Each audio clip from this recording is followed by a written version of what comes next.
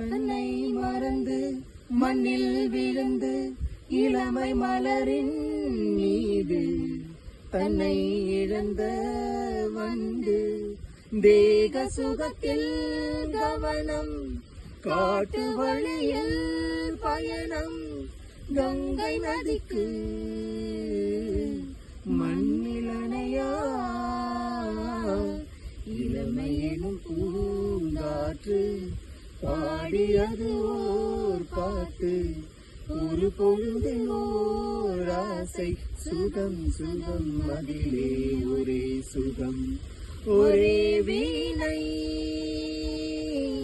ஒரே ராகம் ஒரே